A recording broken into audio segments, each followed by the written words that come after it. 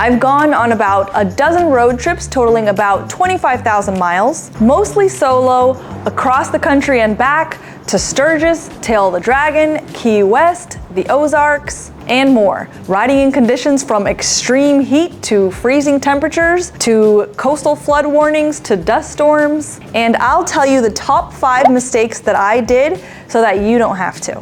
The first mistake is underestimating or overestimating time.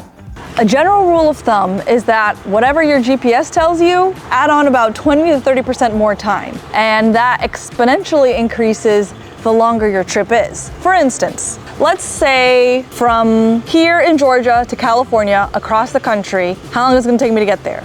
Google Maps is saying 2,300 miles one day.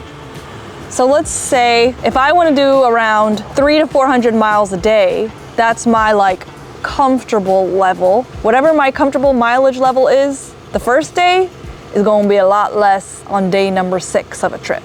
2,300 miles divided by, let's say 350, that's 6.5 days. So I thought on my cross-country trip, okay, I could go across America in 7 days comfortably, not pulling an iron butt because I still want to treat myself. That 20 to 30% rule I just told you, 6.5 divided by 7 days, that is only giving me a 8% margin, which is why I did my cross-country trip in 8 days instead of 7, and everything hurt and I wanted to cry and not leave a bathtub full of Epsom salt for 48 hours. I'll explain what's happening here.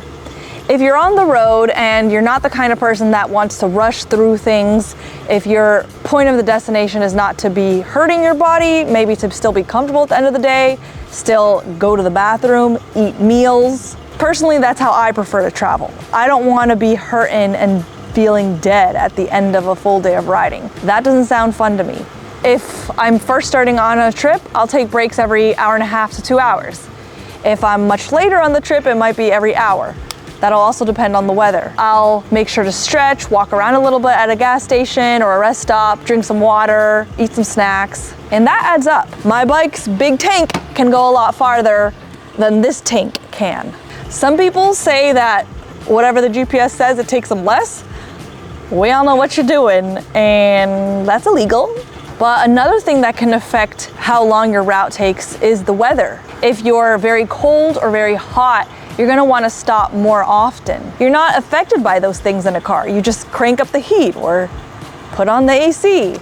You can literally drink and snack while you're driving a car. You can't really do that on your bike. So all those little things really add up. Great.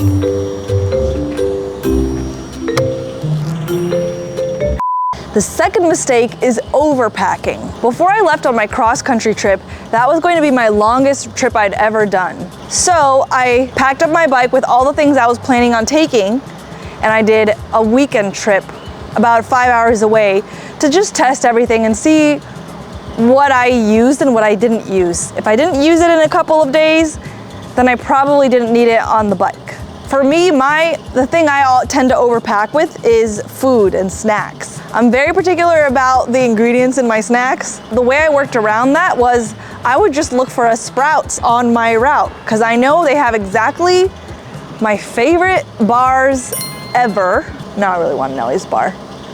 And they actually have pretty good ingredients that are real food and not a bunch of chemical crap. But when it comes to water, food, snacks, you can pretty much just buy that on the road. You don't have to eat out for every meal. You can save money by going to the grocery store and even just getting a microwavable meal if you don't have cookware set. A lot of things, whether it's books or even multiple books or notebooks, sometimes it's worth it just to go digital for the sake of saving space, even if digital isn't normally your thing. But a lot of times what I found was that on road trips, different than just a trip where I fly somewhere or I drive somewhere, I'm a lot more tired at the end of the day. So even if I brought a book or two, I was usually too tired to read it, especially if I was trying to crush as many miles as was comfortable for me every day. So some things, like entertainment-wise, you may not even need. Obviously, don't actually pack your bike like this. It's not safe. I've just got to say that so the legal team for my sponsor doesn't get mad at me. Ready for Alaska! The next mistake is underpacking. Personally, I don't have this problem. If it gets hard to remember what you actually use and what you need to bring, I've compiled a road trip checklist that I pretty much refer to every time I go for a road trip. Because it's hard to remember all those things. And if you want it, you can get it for free. All you gotta do is submit your email and it'll send it right to you. I'll leave the link down below for that.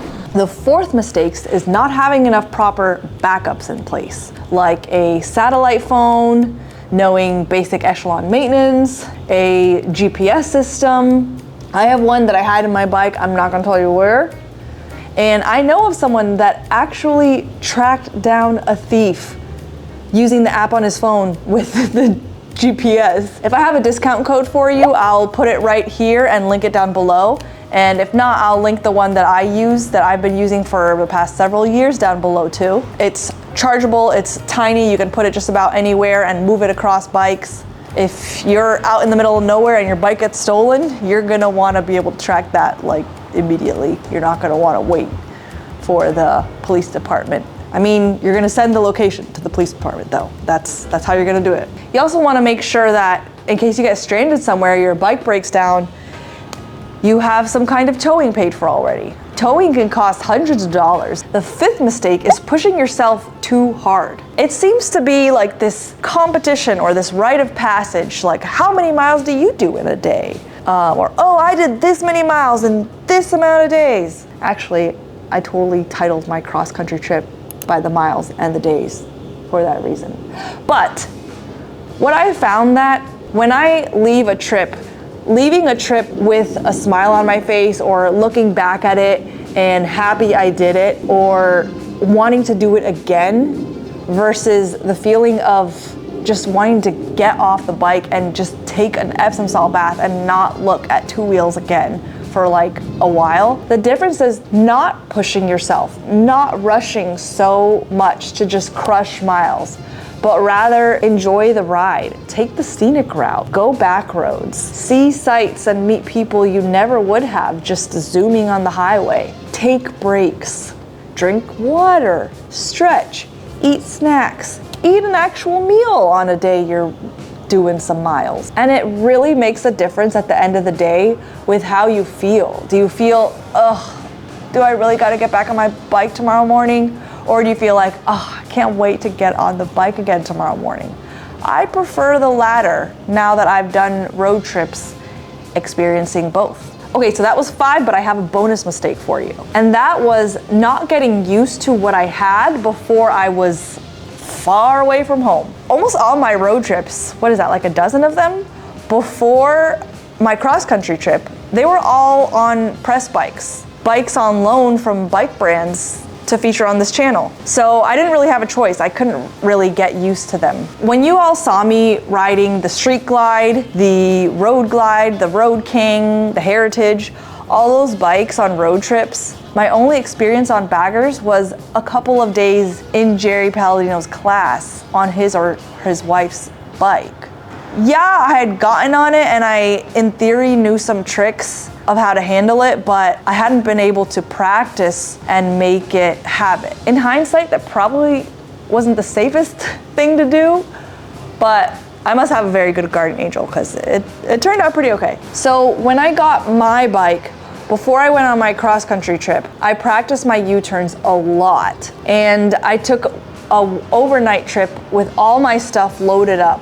What I didn't do that I realized once I was on the cross-country trip that I should have done was all that slow speed practice. I never did any of that with the bike all loaded up.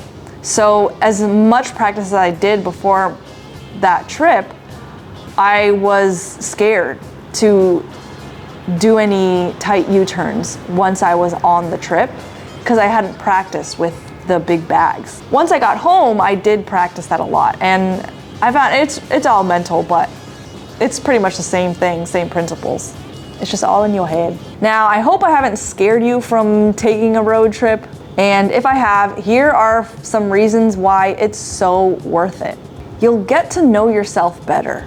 you may not realize what you're actually capable of until you are faced with a wind advisory, strong enough to blow down semis, or riding through torrential downpour, and you find out later that it's a coastal flood warning. I've had so many people tell me, oh my gosh, you're so brave, I would have turned around, or I would have quit. I mean, I thought that I would have too, until I was actually in it. There's something about two wheels that is just very motivating and distracting, to encourage you that you can do more than you think, because you know that if you just keep going, it's not like you're just in a car and you're just getting to point B. You are on a bike in inclement weather or a difficult time, doing something you didn't think you would do. It can be very encouraging. So you'll also gain confidence in yourself, just finding out how much further you can go and what you're capable of.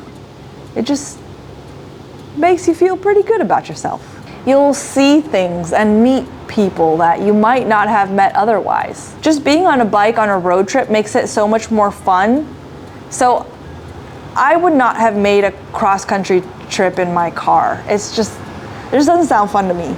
But on a bike, it does sound fun. So I made myself do it. And the way there, I wanted it to be a time thing. So I wanted to see, can I do it in 7 days? Spoiler alert, no. But I tried, and I was close. So on the way back, I took essentially 4 or 5 weeks getting back, because I made it the scenic route, and I stopped at a lot of places that I would not have done in my car, because I would have just wanted to get home and get it over with. But it was so worth it to stop at places like Area 51 and an underground missile bunker that you could spend the night in, and the NASA Jet Propulsion Lab, which you can go by request only on their website, or if someone who works there invites you. Shout out to my subscriber that did that one for me. And you'll just have awesome stories to tell. I can't think of a single story from a road trip in my car that I tell these days. But I've got a ton on my bike, and I filled up a whole video of those craziest stories last week for you. Those experiences, the struggles, the fun things, the crazy things, they'll just make you happier in general. Even when you're not on the road trip, just when you're home and you're thinking about it, or even when you're not thinking about it, if something difficult comes up, all of a sudden it doesn't seem that difficult, because you're like, you know what? Yeah, maybe this coworker's being annoying, but I rode through a coastal flood warning and didn't even realize it. Now that you know how to enjoy that trip even more, don't put a damper in it by messing up a U-turn on a deserted road in the middle of nowhere. Check out Common U-Turns Mistakes next.